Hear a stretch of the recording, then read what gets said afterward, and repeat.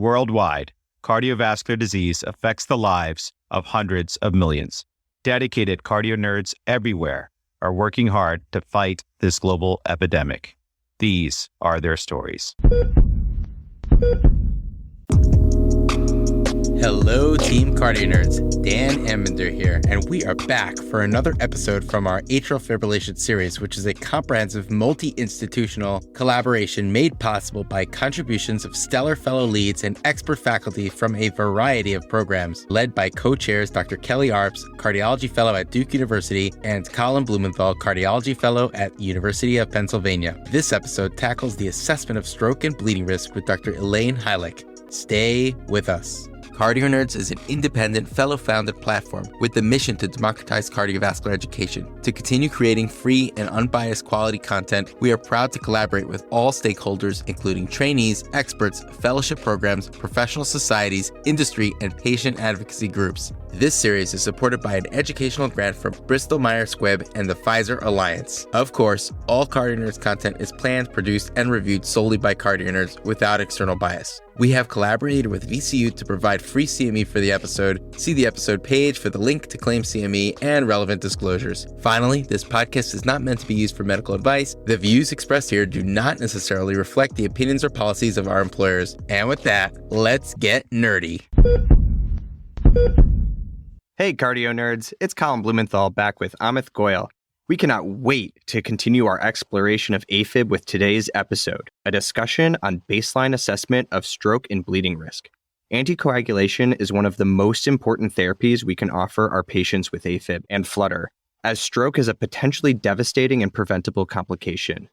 How we choose who gets anticoagulation is crucial, so we can balance their risk of stroke and bleeding. To discuss this monumental topic, I am honored to be joined by Dr. Anjali Wagle, who the diehard cardio nerds will remember from episode 153, the CNCR from Johns Hopkins with Dr. Nick Smith about diuretic resistance, which was maybe the most popular cardio nerds episode of all time.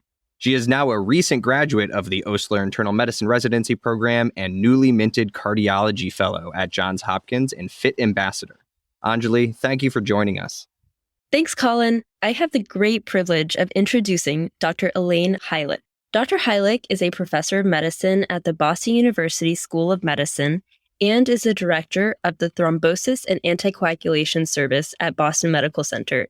She is deeply involved in the world of anticoagulation and atrial fibrillation and is section editor for thrombosis and hemostasis and has served on the executive committee for numerous trials and registries, including the Aristotle and Orbit AF trials. Welcome to Cardio Nerds, Dr. Hylek. Hi, great pleasure to be here. Thank you. Dr. Hylek, thank you so much for joining us to teach all cardio nerds about AFib with regards to the assessment of stroke and bleeding risk to help guide our therapeutic decision-making in our quest to prevent strokes. We are all so excited to learn from you as you have done a ton of work in this particular space. Anjali, how about we meet some patients in the CardioNerds AF clinic to dive right into this important topic? All right. So our first patient for the day is Mr. Chad Vask. Mr. Vask is a 70-year-old male with a history of type 2 diabetes, hypertension, congestive heart failure, and coronary artery disease complicated by STEMI, status post-remote PCI, no longer on DAPT, who was recently hospitalized for palpitations and was found to have newly diagnosed atrial fibrillation. His PCP mentioned that he may need a blood thinner, and he wanted to discuss this during our visit. Dr. Hylek, how would you approach anticoagulation in Mr. Vask? We know that AFib causes strokes, but can you mention how does this really happen and how do we determine an individual's stroke risk? How can we use this to determine when a patient requires anticoagulation? So thank you for that. And this is such a common scenario. I think a lot of our patients initially present in the outpatient setting. And what do we do with these patients when we feel the pulse and it's irregularly irregular? You get the electrocardiogram and lo and behold, the patient's in atrial fibrillation. For me, having devoted, most of my career to anticoagulation and stroke prevention, I feel very, very, very strongly that patients really need to be on an anticoagulant. I mean, obviously, unless there is some really serious contraindication to the anticoagulant therapy, I say that because the strokes that we studied in the early 90s and certainly later were large strokes. And when I have patients in the office who are saying, oh, come on, not another medication. I'm already in my, Medicare donut hole. I'm paying out of pocket for some of these medicines. The mortality of a stroke that's related to atrial fibrillation is about 24% at 30 days. And I think that's staggering. Think about that. So a quarter of individuals who sustain a stroke related to atrial fibrillation will no longer be with us at 30 days.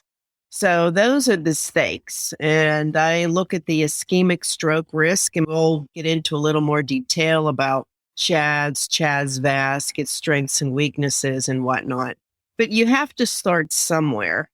And, I think it's absolutely critical that everyone who is seeing patients on the front line of care today needs to understand how to apply these scores, because this is, as I said, it's a starting place. I mean, this gentleman, the 70-year-old male, his CHADS-VASc score is high. I can tell you if he was my patient in the office, he would be leaving with a prescription for an anticoagulant, because I really feel that, the day-to-day risk, although it's low, you just never quite know when that patient may sustain a stroke. So I use the CHADS-VASc score, and I think that it has some issues, and we can talk about that.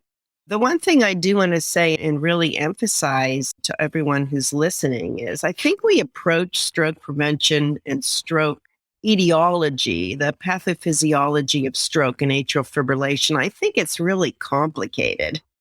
Like the real physiology. And I think that we tend to sort of make things easy and simplified, because that's the way we can get this in guidelines and have this on population-based medicine type of things. But when you remember back in medical school how a thrombus forms, I always go back to the Virchow's triad, because it makes sense to me that when you think about Virchow's triad, of course, that is also playing a role in the left atrial appendage, probably also in the left atrium. And so what are all the forces that are happening there? Well, you have the stasis, you have hypercoagulability, and you have endothelial dysfunction. And I think that these three entities that have to come together in some way, something is not functioning well in that patient's heart, that they're able to form this thrombus. Endothelial dysfunction really, I think, is a critical one. Do we all have the same protective genetic predisposition with nitric oxide, for example? I mean, how do these things differ among individuals? So that it's easy to say, oh, CHADS-VASc, it's just not a great score. And it doesn't surprise me that it's not going to be a really super great score, because I do think there's a lot of things that go into the formation of that clot.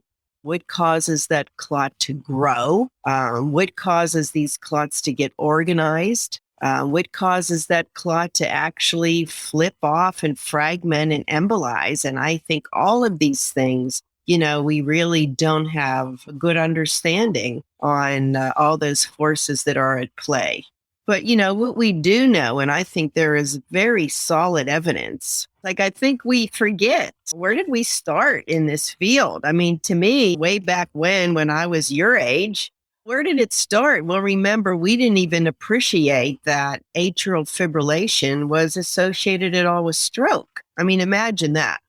The nomenclature non-valvular atrial fibrillation, really came into, I think, existence, must have been 70s and the 80s, certainly 90s, where people appreciated that if you had rheumatic valvular heart disease, the rheumatic fever, all of the things that change that mitral valve with rheumatic mitral stenosis, there was well-known association with stroke with that entity. But it wasn't appreciated really at all that if you didn't have that rheumatic valve, patients had this atrial fibrillation. Well, we have to worry about that.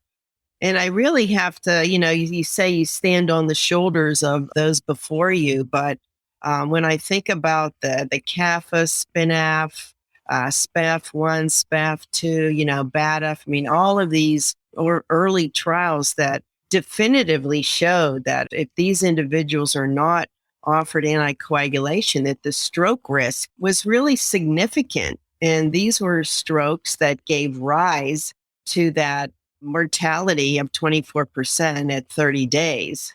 Now fast forward to the year 2022, and I think a lot of our controversies now really center around paroxysmal AF. I think those early studies, and we can get into this, but the earlier studies, if I'm not mistaken, think back then, there weren't monitors. It wasn't easy to identify sporadic AFib. So a lot of the patients that got enrolled in those trials had persistent or permanent AF. So I think whenever you're asking, well, is the CHADS-VASc applicable today?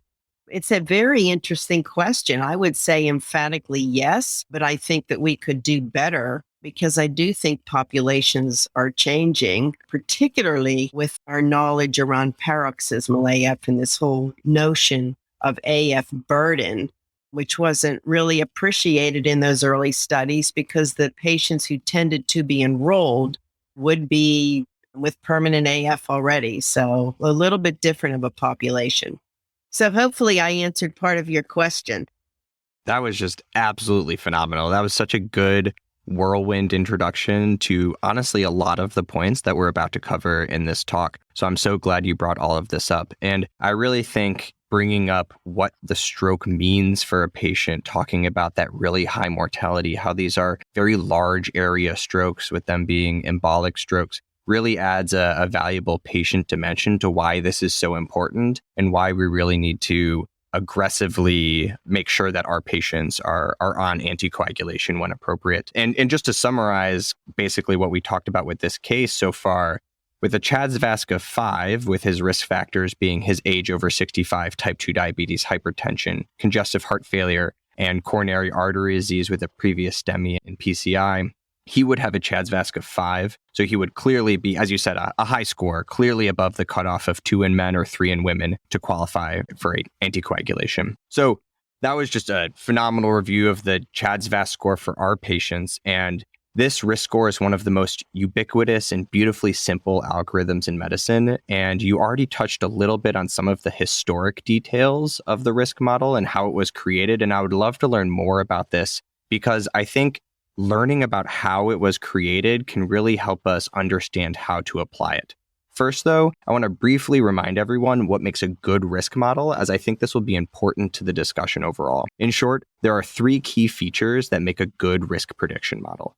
First, it addresses a clinically relevant question. Second, it can be used to change management for those patients. And third, it is user-friendly and easy to implement and calculate.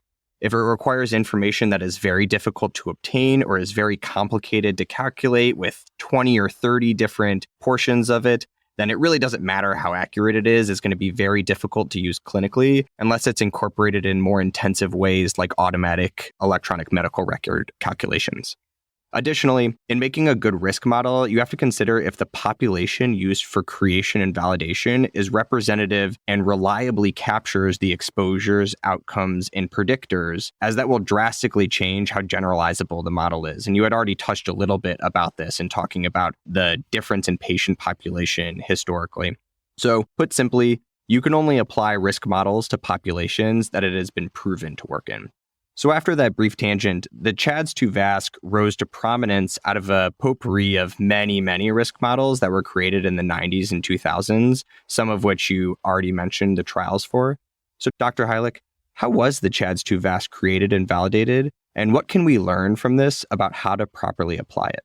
So let's talk about the CHADS score first, because that's really where I think it started, although you're correct in saying that these risk factors had been known. But I think the creation of a score and the beta coefficients that you get from these models and how do you assign 1 point versus 2 points.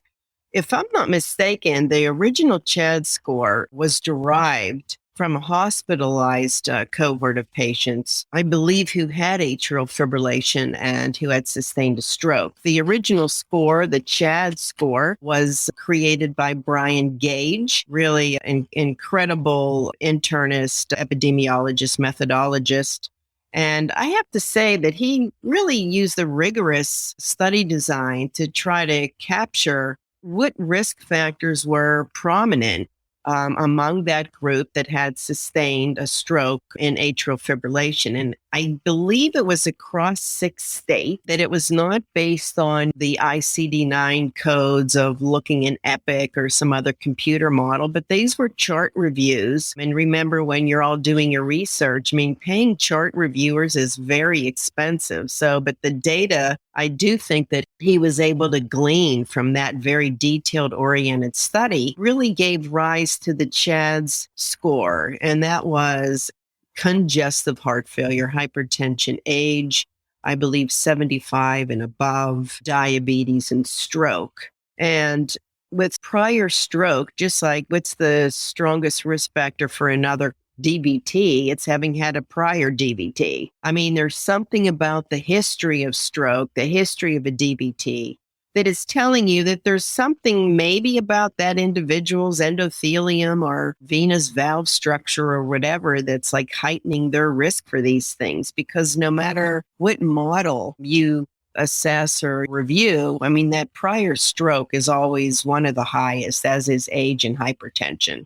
So we used CHADS. We were happy with CHADS. I mean, CHADS was just moving along. And then if you look back, it actually would be a really great little review paper to write. But if you look at the American Heart Association guidelines over those years, I want to say maybe like 2000, something like that, probably about 15 years ago or so, they almost always included what they called minor risk factors if you look through the circulation document. And they included female sex, they included coronary artery disease, and they included age, 65 to 74. And the reason that those for many, many years never really reached the level of the CHAD score is that they were not validated as consistently across different populations as that CHADS. So I think what happened, and I want to say Greg Lipp in UK with CHADS VASC, but I think researchers were trying very hard to work those risk factors in because we all knew, I mean, common sense, that your stroke risk is not going to suddenly skyrocket on your 75th birthday. I mean, we all knew that there must have been some continuous association with age, but what's the cutoff? Like, when do you start saying, wow, now this risk is really high? And so I think that 65 to 74, we knew it biologically, it had to be there, but we just weren't able to repetitively demonstrate those 3 minor risk factors. But that's really how the CHADS VASC score came into being.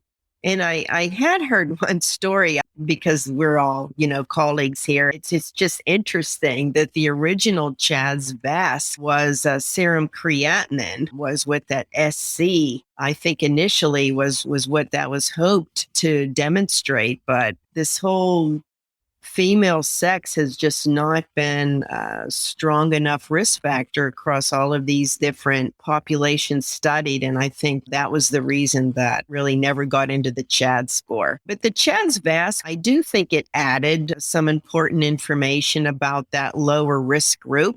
And remember, I mean, this is all going on at the same time as warfarin was the only available anticoagulant. And having spent most of my career understanding that medication, I mean, it does have, incredible benefits, but it also has a lot of difficulties, not just the INR variability and certainly interference with vitamin K rich foods and other things, but the need to be monitoring that medication and trying to keep within that 2 to 3 range. So that one says to oneself, well, has the threshold to offer someone anticoagulation over the years? So the CHADS VASC identified the lower risk group. You have to say to yourself, a 2% risk of stroke, I mean, that's 2 out of 100, 1 in 50. Like, is that where you would put the threshold of offering stroke? I mean, if that were me, I would say, no way. There's no way that I would want to have a 1 in 50 chance of having a devastating stroke. So I think that lower risk group that the CHADS-VASc, I do think nicely identified, was an important contribution because it allowed individuals who perhaps for whatever reason had a higher bleeding risk, we could perhaps not push as hard to get those patients onto an anticoagulant. What's fascinating is if you go back and look at the original CHADS derivation, I'm almost positive that the definition for congestive heart failure was a hospitalization for decompensated heart failure within 2 weeks or left ventricular ejection fraction that I believe was less than 40.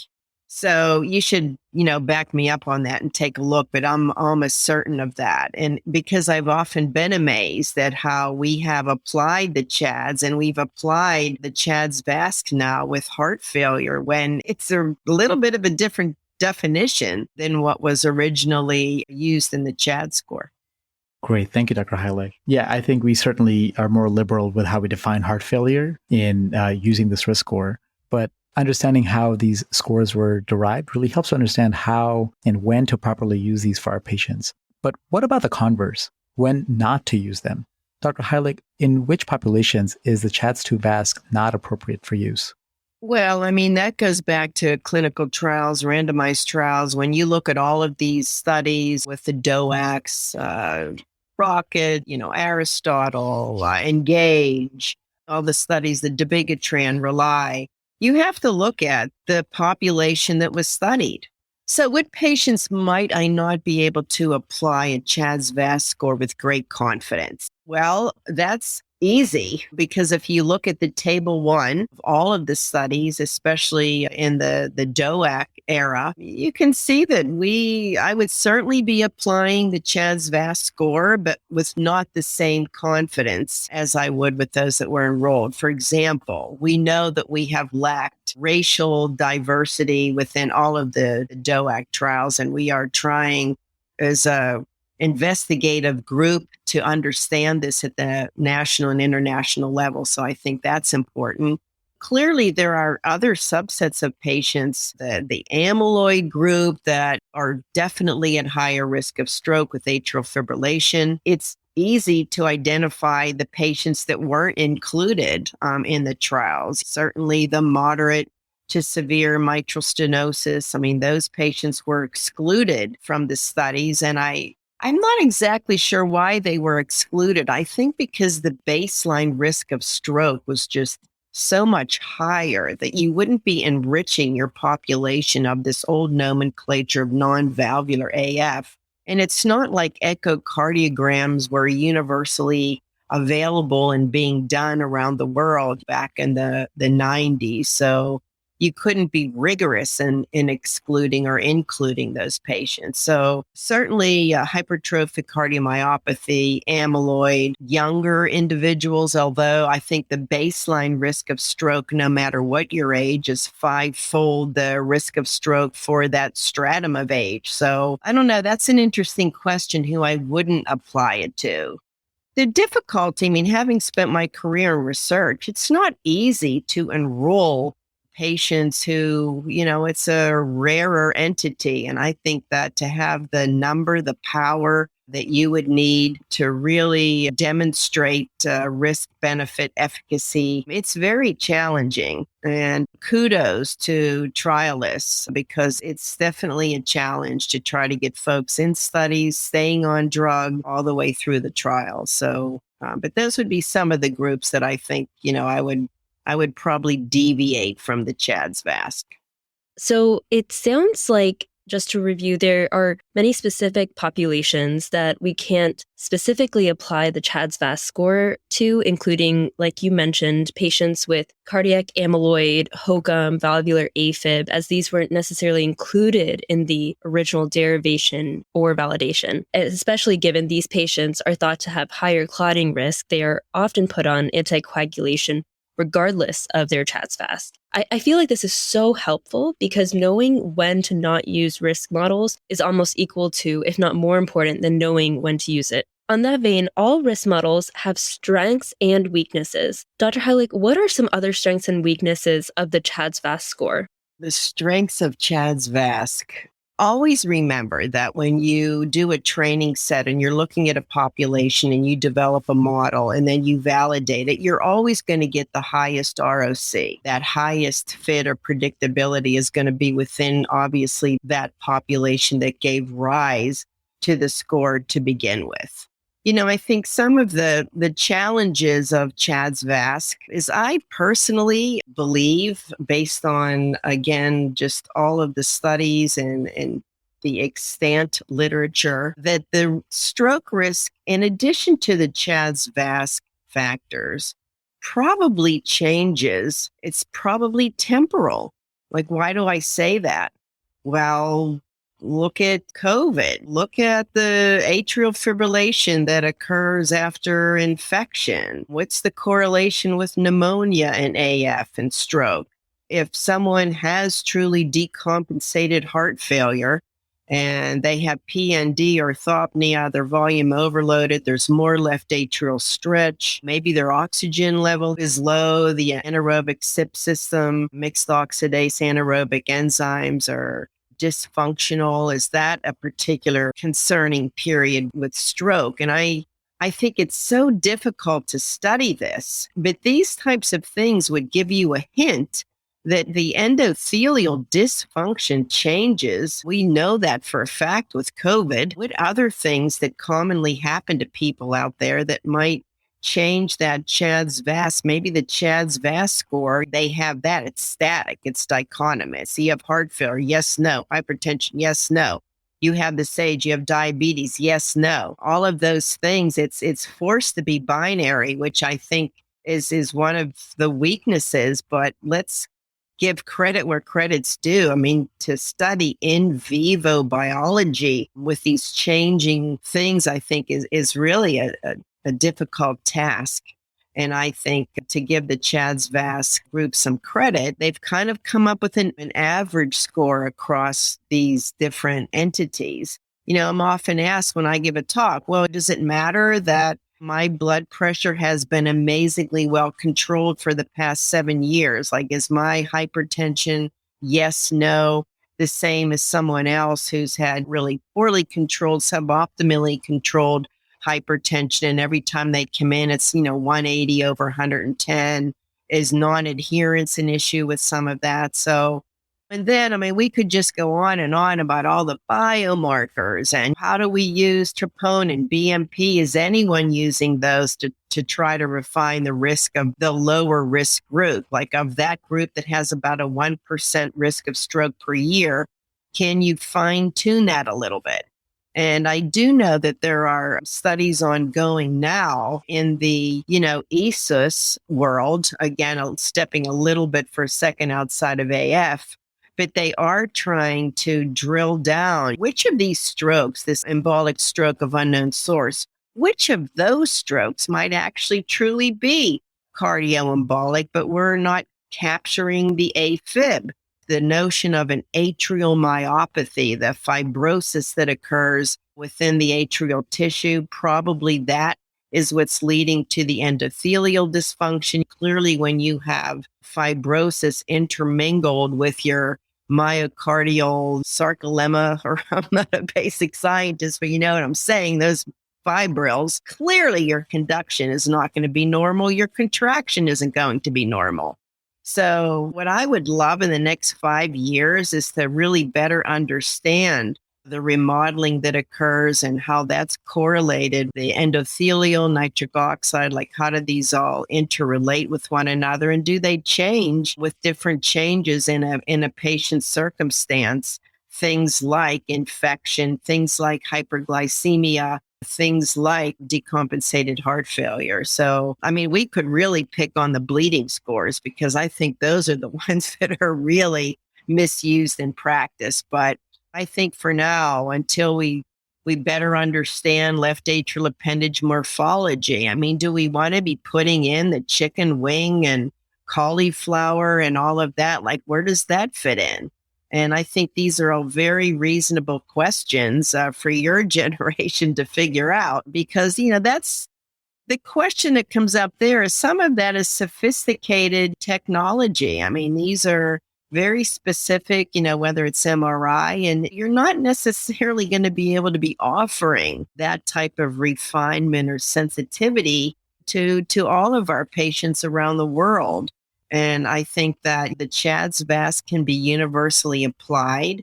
And sure, it misses the mark a bit with that ROC of about 0.68, I think is the highest I've ever seen. But I do think that there's real benefit to it. That was really fantastic because I think it really just shows how many factors go into this and how few of those factors are actually included in the CHADS-2 VASc score.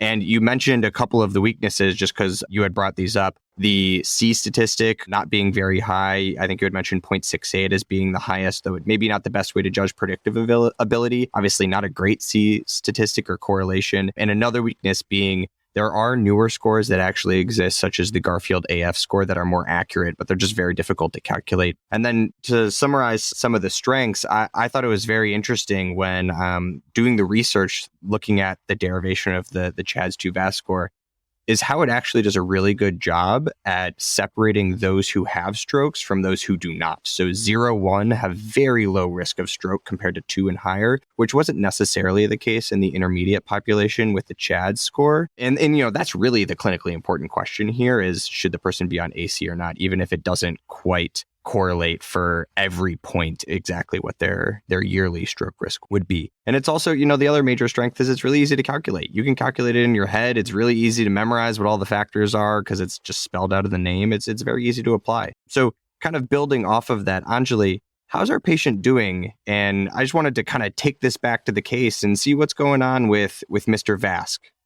All right, great. So let's go back and check in on our patient. So just to recap, Mr. VASc is 70 years old, has type 2 diabetes, hypertension, CHF, and a previous STEMI. So as Colin mentioned, his CHADS VASc is 5. He was therefore recommended to start anticoagulation, but now he's worried about his bleeding risk. Dr. Hylek, we've had such a great discussion about assessing stroke risk, but what is your approach to assess bleeding risk, and how do you weigh stroke versus bleeding risk in decisions around anticoagulation for patients with atrial fibrillation? And then a second question is, does it matter if you are going to start warfarin or a DOAC? So the bleeding risk obviously is important, but I've been in practice for quite a while. And when I think about for myself personally or my family member, most patients really do not want to have or experience a debilitating stroke. So you have to think about, where do you start the discussion, or how do you think about risk benefit, and how does bleeding fit in? And there have been papers published on patient surveys and different, for example, there was one paper, and I'm going to apologize, I can't remember the authors, but it was interesting because when they surveyed patients were willing to experience 3.4 GI bleeds before they would experience an ischemic stroke in atrial fibrillation. So the way I practice is I discuss these things, obviously, with my patient. We are never going to get away from the bleeding risk with our older patients. Just without anticoagulation, the GI bleeding risk particularly increases with age. I think that the big advance of the DOACs compared to warfarin, obviously you didn't need to be tethered to coming and getting your INR drawn and all of that, but it was really the intracranial hemorrhage was just incredible, 50% reduction in intracranial bleeding, which I would argue, at the podium, that an intracranial hemorrhage to me is much more akin to the devastating sequelae of an ischemic stroke and atrial fibrillation. So that when you look at these trials, you need to, think hard. Now, we across the DOAC trials, and I think a lot of this we championed and wanted the ISTH definition of a major bleed. And this is important because a lot of people don't remember or realize this, but the International Society of Thrombosis and Hemostasis, a group of vascular came up with this definition that was being used in the venous thromboembolism trials back in the 80s and 90s. And it was you needed to sustain a bleed in a critical space, which is obviously intracranial, pericardial, retroperitoneal. So either a critical space or it needed to be an obvious, the bleed is happening now, that's associated with at least a 2-unit blood transfusion or a 2-gram drop in the hemoglobin.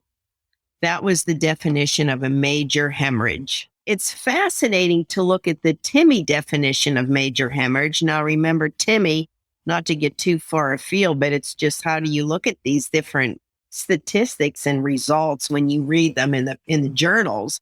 So TIMI major bleed is a 5-gram drop in hemoglobin, the TIMI score. And a minor bleed is considered a 3-gram drop in hemoglobin. So the atrial fibrillation trials, as well as the venous thromboembolism trials, I think used a really conservative 2-gram drop of hemoglobin to identify a major bleed. And I think it's important. I mean, you're all smart. You're in school residency fellowship. Know these definitions because it helps you interpret the data.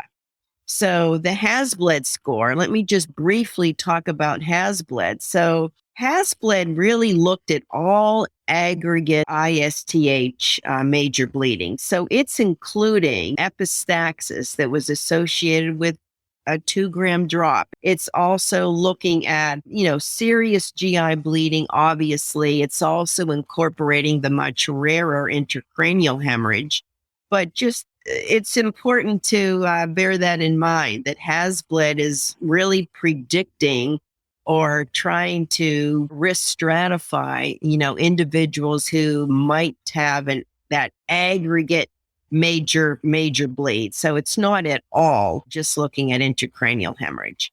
So that one of the challenges with HAS-BLED is that many of the factors, as you know, that are in the CHADS-VAS score are also in the HAS-BLED score. So how do you figure out bleeding versus ischemic stroke risk when some of the features are the same, like age, I believe prior stroke, I believe hypertension. So the way that I apply that in my practice is I use it to almost as a checklist, like, well, why are you also on aspirin? Or, we really need to transition you off that non-steroidal anti-inflammatory because that's really going to increase your risk of GI bleeding. We really have to have an honest talk about alcohol because, the alcohol consumption, the binge drinking on the weekend is going to lead to gastritis. You're going to end up with an ulcer. You're going to have a GI bleed on that basis. So, I'll be honest with you. That's how I really use HAS-BLED is I look through each of those factors, drugs, alcohol. I can't change age. And I just make sure, that the patient,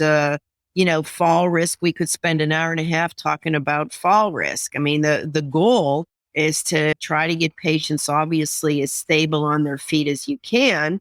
But if my patient comes in even with a walker, I'm not necessarily saying that, I'm not going to give you this prescription because what am I saying when I'm not writing the prescription? I'm basically saying it's okay if you have an ischemic stroke. I can't live with myself with that kind of a decision.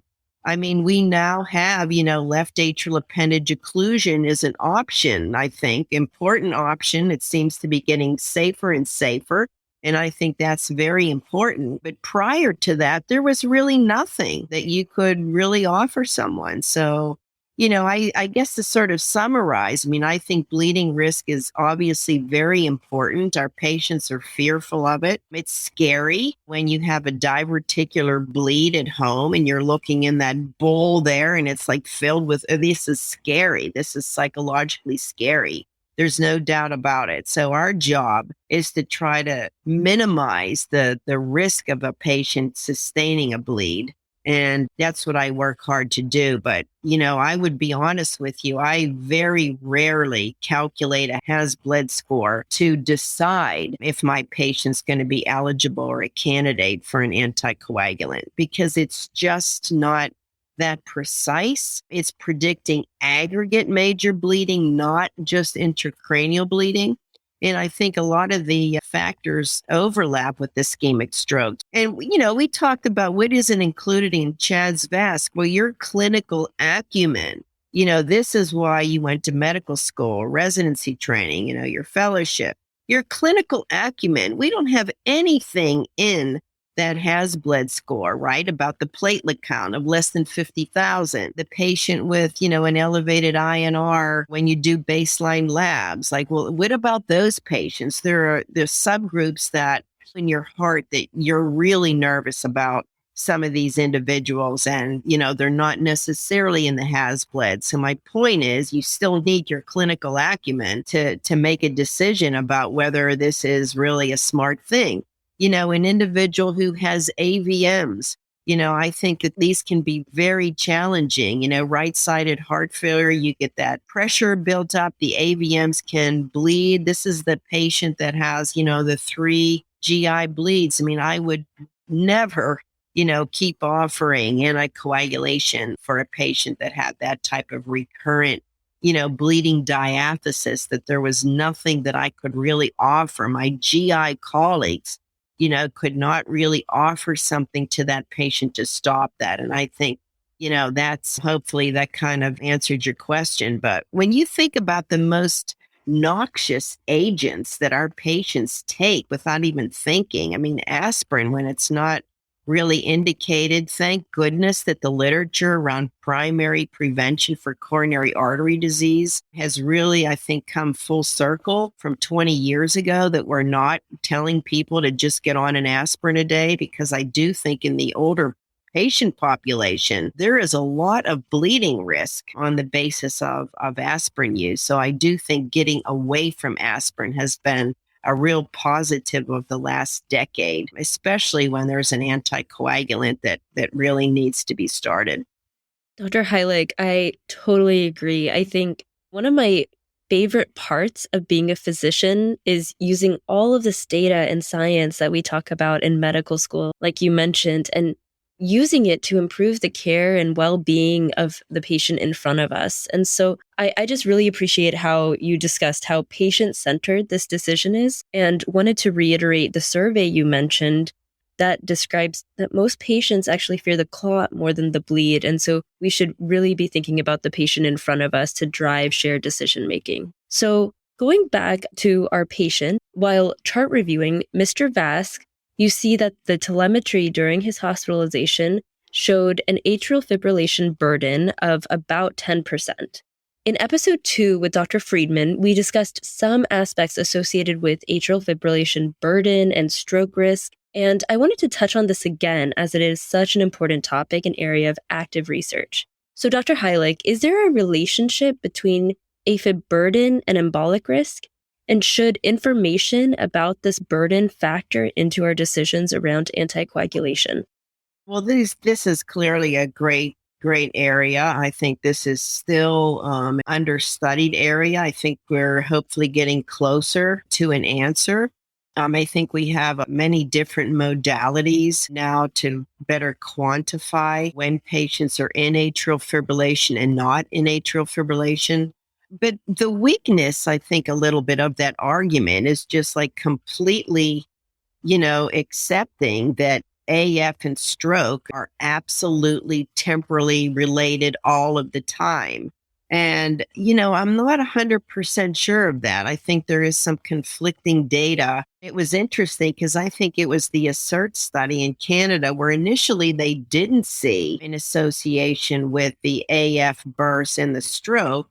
But then on a subsequent analysis or paper, or I think Jeff Healy again, when they looked specifically for the subtype of stroke that would be embolic, then they did see an association. So another, I'm going to use the word conundrum in this field right now, is that the definition, not to really make this complicated, but the definition of stroke has changed.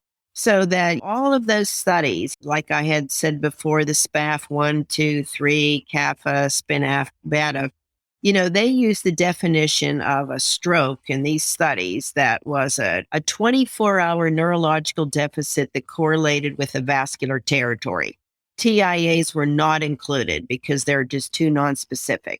So the definition, everyone was on board with a change in the definition. Really kind of looking at imaging. Hopefully there was some neurologic deficit. It certainly didn't need to last 24 hours, but there was a correlation with imaging. And now we have, I think very sensitive instruments that are able to pick up clearly infarcts, but are they the same infarcts that we're like trying to make sure isn't from the AF, the 24% mortality at 30 days?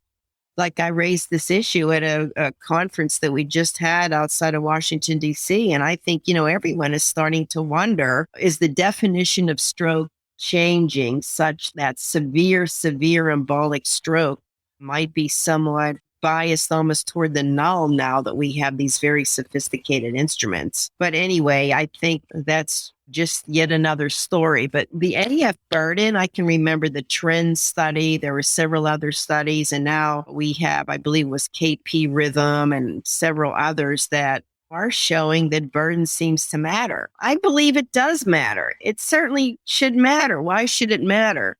What does AF burden tell me? It's telling me that there's something, either it's correlated with the underlying disarray of the conduction fibers in the heart. So maybe it's infiltrative, maybe it's fibrosis, but AF burden may be a marker of endothelial dysfunction. And I think, these are some things that would be really great to try to figure out.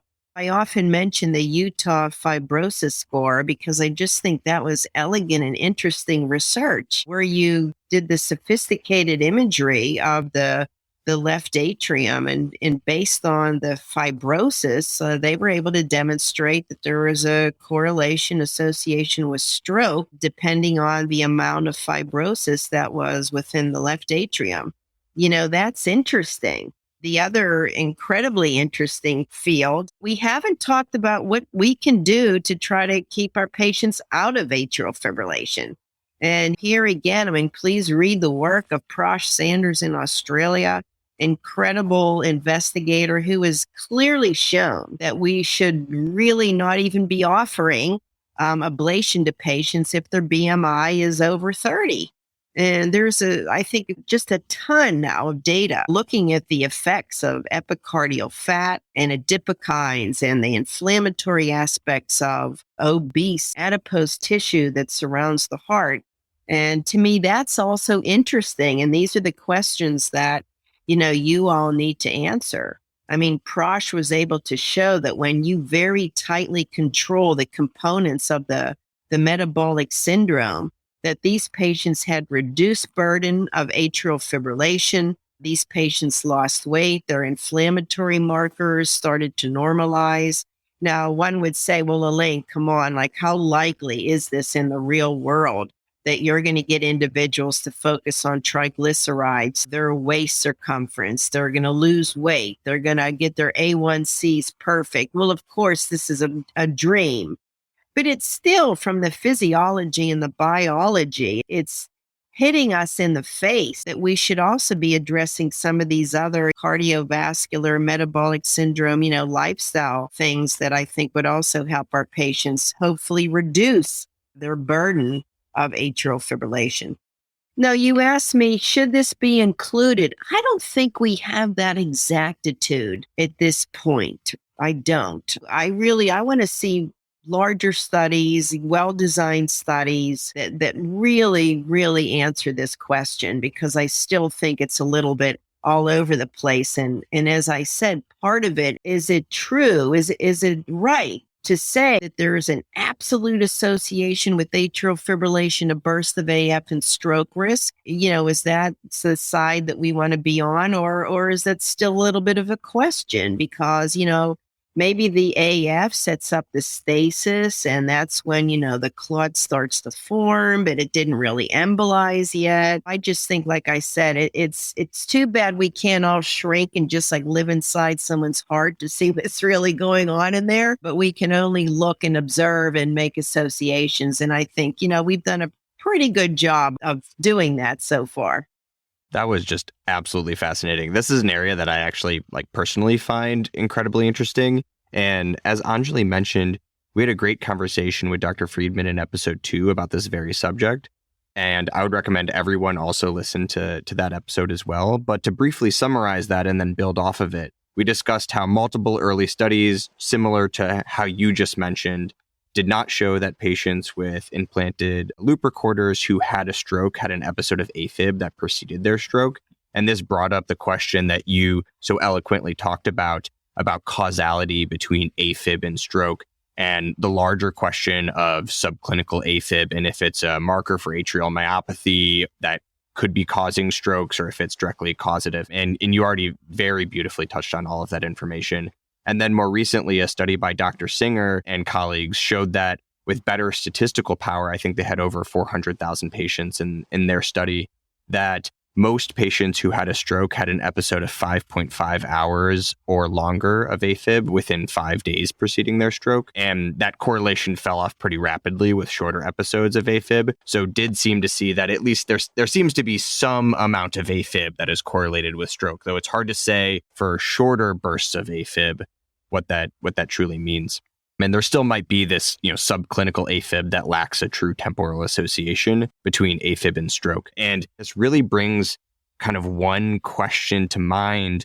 With the rise of use of loop recorders and having all of this on-demand data, say you have a patient who very infrequently gets AFib, or say they're post-ablation and maybe you've substantially reduced their AFib burden with ablation. Is it possible, do you think, to do a pill in the pocket sort of approach for anticoagulation? Could they take anticoagulation intermittently when their implantable loop recorder notices that they are having episodes of AFib? Or do you think that the temporal association between AFib and stroke is just not clear enough to have that kind of approach? Well, I think this is obviously an interesting question, and this study has been proposed. I'm not sure yet if it has funding, but it may have funding. I'm not sure. I have to follow up.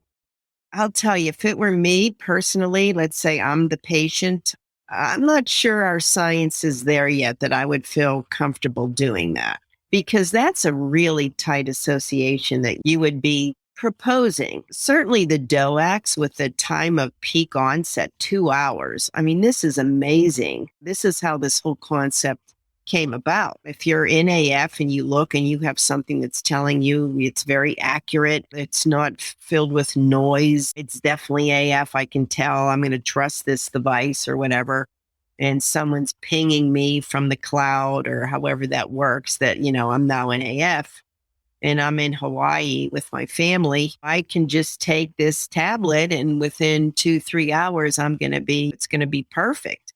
I think part of what we don't know is how long then does the stroke risk linger after that episode goes away? Is it dependent on, the hypercoagulability of the patient? Is it dependent on the age of the patient? Is it dependent on, we talked about the degree of left atrial flow velocity emptying, like all of these things. I mean, is that what makes it all different for each of us, that it would be difficult to say that by day 30, after your brief burst of AF, you're good to go? So do we tell patients to only take their tablet for the 30 days? I think we just don't know. I mean, I can remember, I'm sure this is still the standard of care. I mean, you cardiovert someone and now they're in normal sinus rhythm. You still continue the anticoagulation for this whole uncoupling of the mechanical and the contraction of the atria. So I'm intrigued, I'll be honest, by pill in the pocket. I think this would be interesting. It would put a lot on patients to to recognize the AF. I'm assuming they're the ones that are recognizing it because they're taking the pill out of their pocket. But I'm still not 100% behind it because I just don't think we have all of the answers. The other thing, I often tell this to the residents, although I've come around to not even believe myself, but let me just tell you this about epidemiology. We feel in the literature is somehow supporting that 90%, 95% of the clots, come from the left atrial appendage. Well, that's interesting. Well, how do you know that? Well, think about the screening bias. When a patient gets admitted to the hospital with a stroke and you're trying to figure out, well, where's it coming from? And, you look at the transesophageal echo and you say to yourself, there it is. There's the thrombus. I see it. But do we know that was indeed the thrombus that gave rise to this friable, bit of a clot that came from somewhere? And even that I think is interesting how we deduce that they all are coming from the appendage. I've kind of believed certainly most of them are coming from there, but we don't know what causes these clots to get organized and be endothelialized, and they may never budge out of there. And we may be really seeing a stroke that's not even related to that left atrial appendage. So I think it's interesting. The one thing we didn't talk about, and I really do want to briefly mention this factor 11 inhibitor. I only want to bring this up because there are now trials, I think, that are starting or going to start that are looking at yet another target in the anticoagulation pathway, which I was thinking, how is this possible? Didn't we solve all of this with warfarin? Haven't we gotten to a place less intracranial hemorrhage, don't have to monitor?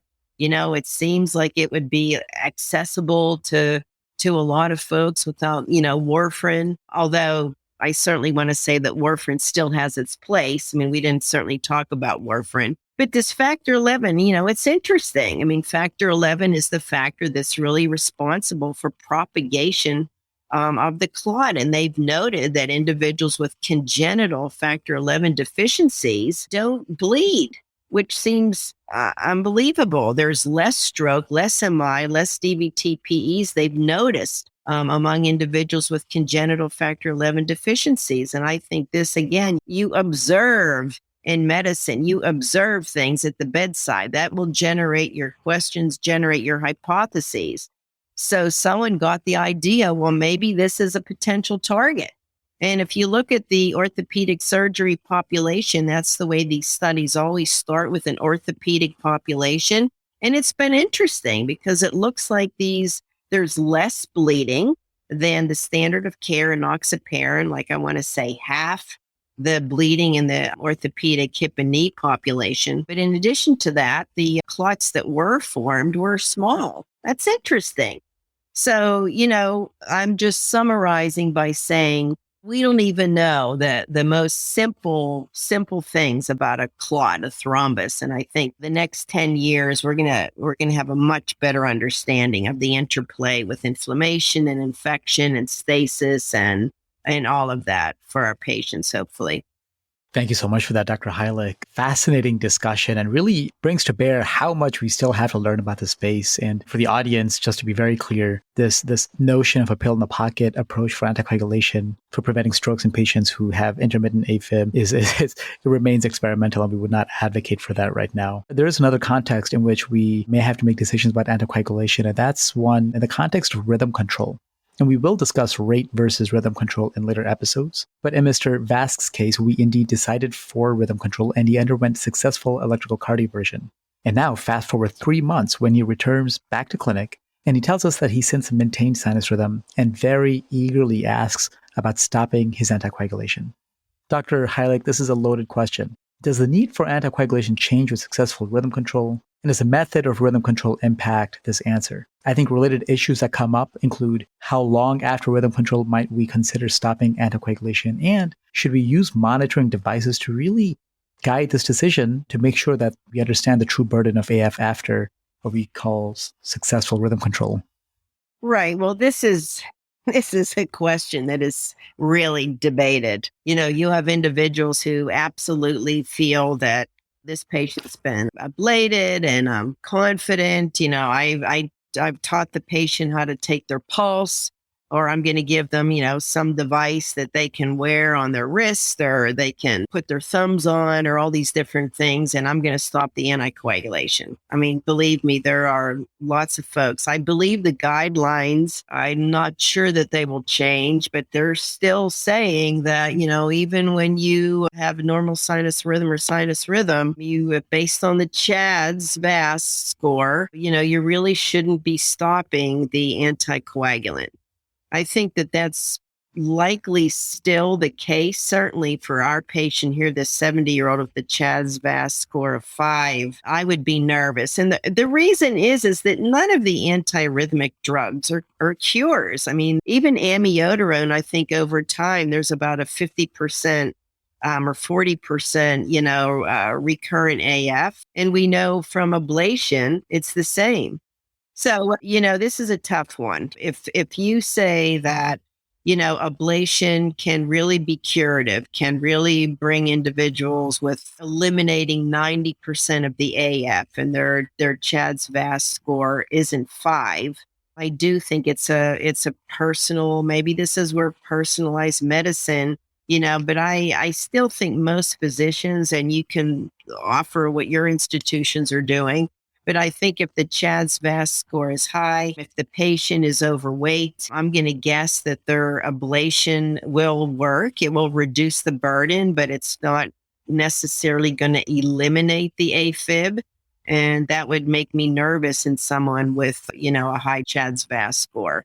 But I think for that younger patient with a structurally normal heart, I could understand. I mean, you're in your 40s, you had ablation, you don't have like this high CHADS VAS score. I mean, I could really see sitting down and understanding that patient's decision and their points. And I would probably go along with that. But I don't think you can make a universal sweeping statement about that based on, just ignoring the CHADS score and knowing that these entities are not cures. Great. That was so helpful, Dr. Hylek. Thank you. I'm glad we could help Mr. Chad Vask. So let's move on to our last patient, Miss Lou Risk. So Miss Lou is a 55-year-old female with a history of atrial fibrillation and hypertension. Her only medication is lisinopril, 40 milligrams daily. Overall, her CHADS VAS score is 2, which puts her in that borderline risk group with a score of 1 in men or 2 in women where anticoagulation can be considered. As we've previously discussed, though, the CHADS VAS score doesn't include all possible risk factors like AFib burden or other states that could be somewhat hypercoagulable, like cancer. Additionally, as we previously discussed, DOACs have a lower bleeding risk than warfarin, which may change the cut point of when to consider anticoagulation. Dr. Hylek, what is your approach to patients with a CHADS-2 VAS of 1 in men or 2 in women? Are there any other risk factors like cancer that influence your decision to start anticoagulation in these patients? And does it matter what oral anticoagulation you are starting? Well, I think that the approach to these patients, you have to think about, what's the stroke risk with someone who has this CHADS VAS score of 1?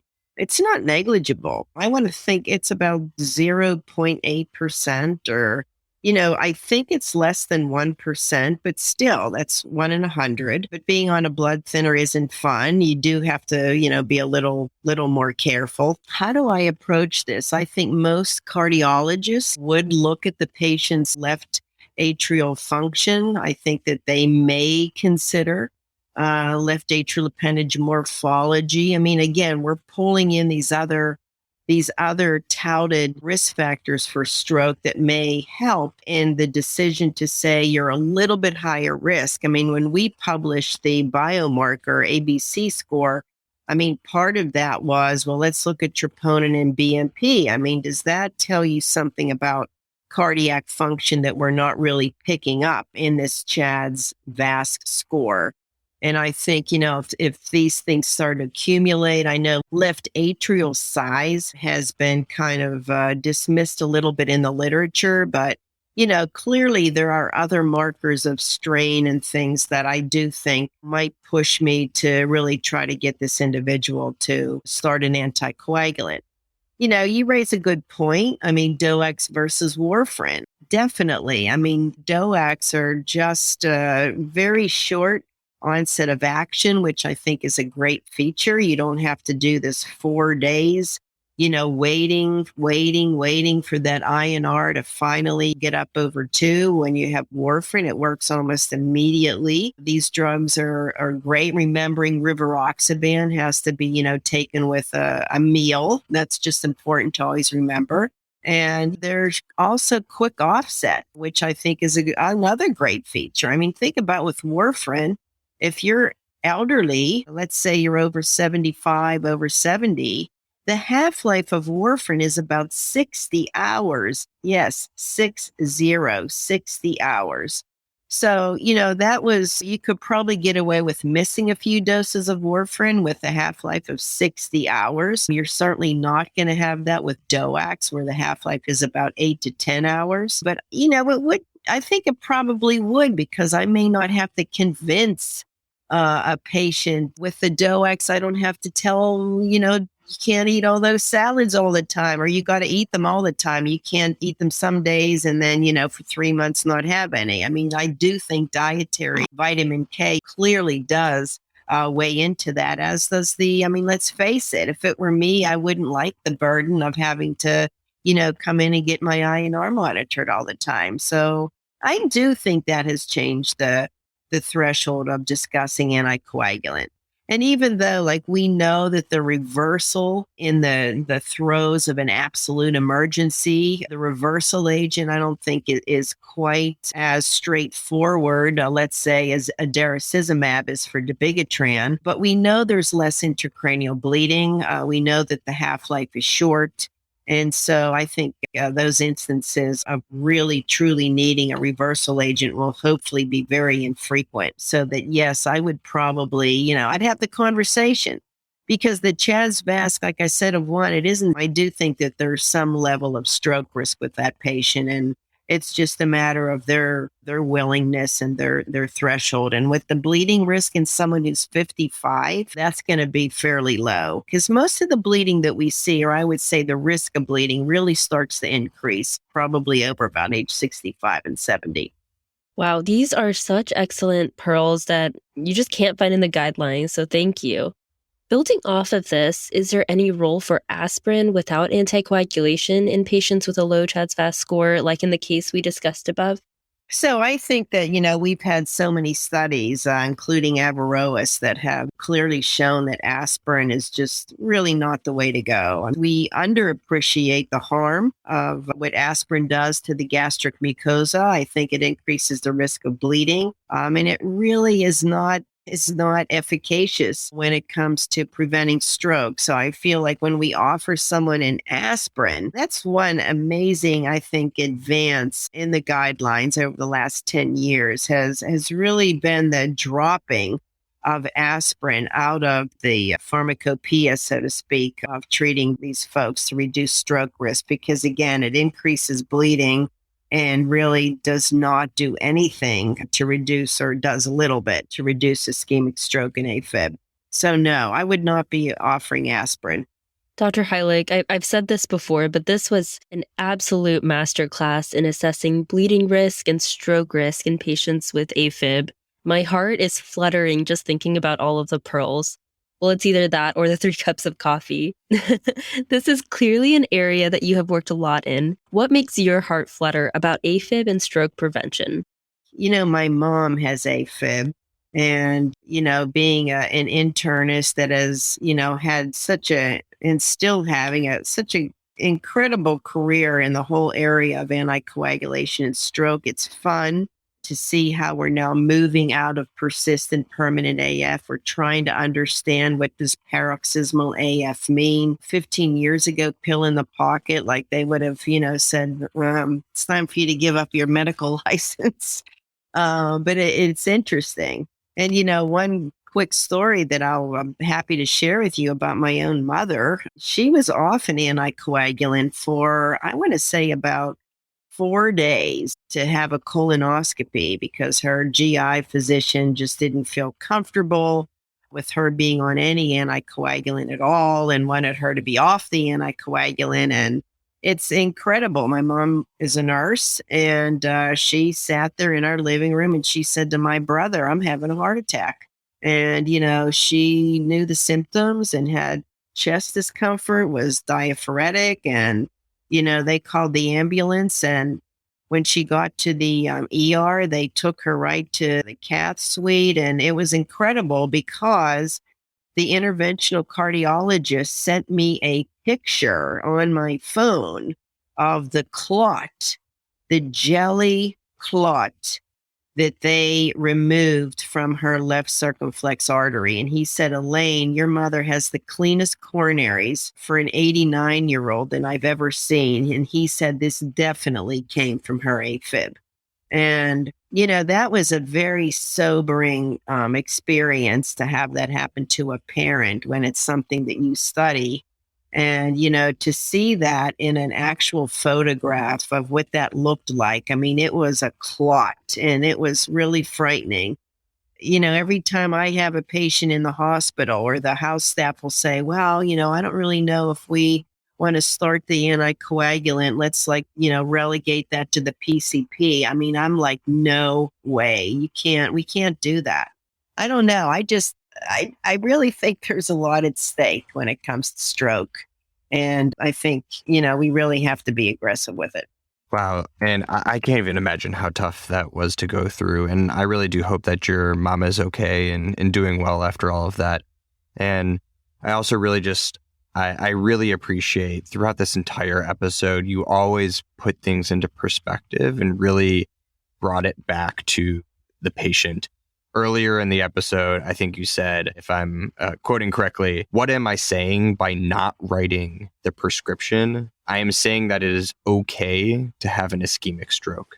And that is, I think, just such a powerful statement and really puts into perspective this idea of fearing the clot and just how scary and how life-changing it is to have an embolic stroke and why this topic matters so much. Right. And I do think, bleeding is important too. And I don't want to, come away with this as saying, no matter what. But you think about the recurrence rates of bleeding, and I think that's important. And it's something that's so understudied. Diverticular bleeding, it's scary when it happens, but the recurrence rate of that GI bleed is about, I want to say 2% per year. It's not 90% or 60% or 50 or 40 or 30% or 20% or 10%. It's about 3% per year. So if a person has one GI bleed, is that an indication for, a Watchman or an Amplatzer or, left atrial appendage occlusion device? I wish that we had more really rigorous research around gastrointestinal bleeding, because this is going to be difficult to get away from this because, as I said at the beginning, I mean, it's something that happens as we get older, and it's not always easy to diagnose. You've had patients that have had the EGD, they've had the colonoscopy, they end up getting a video capsule endoscopy, and they still can't find the source. I mean, that could be your AVM patient with the bleeding. But, it is important to try to minimize the risk of that bleeding, because that's when patients will stop the treatment. And that's when, hopefully not, but that's when the stroke will occur. And we want to try to facilitate adherence as much as we can. And I think that's one way to do it. Yeah, and I really appreciate that. And I think, once again, that just shows always incorporating the patient perspective and always bringing it back to the patient and framing it in the way that this is affecting the patient's life, whether it be bleeding or a stroke. And that's really what, when we talk about, we use the term shared decision making all the time, and we talked about what to do with these intermediate CHADS2 VAS scores. But that's really what shared decision making is about, is trying to come to this middle ground where you're taking the patient's thoughts and ideas and fears and concerns and the guideline information and trying to marry these two things together. And I think you really exemplified and showed us how to do that in this episode by sharing your expertise with us and sharing your stories with us and sharing all of the patient perspectives that you've seen throughout, a very illustrious career in anticoagulation and in AFib management. So we really just wanted to, from the bottom of our heart, thank you for joining us on this episode and sharing all of that expertise with us. And we also just wanted to thank Dr. John Piccini, who's an electrophysiologist at Duke University, who introduced us to you and was instrumental in making this episode happen. Because without that introduction, we would have never got this just absolutely incredible episode and information that you just took us through. Well, it was a real thrill, honestly. And it's like, one of my favorite things is teaching and, hopefully being a good role model. And, we're all in this together. I absolutely have cherished my medical career and that intimacy that you have with patients and strangers. And it's just been great. And thank you again. And Piccini was wonderful. He's a great colleague. We still do studies together. So I'm really glad that he put us together. Absolutely. Well, that's all we have today for everyone. So keep that unhealthy phone attachment going just a little bit longer. You won't want to miss the next episode in our series because we're going to do an even deeper dive into stroke prevention to talk about bridging, anticoagulation after cardioversion, and what to do about episodes of triggered AFib, such as after cardiac surgery. So something you'll definitely want to stay tuned for. See you guys next time.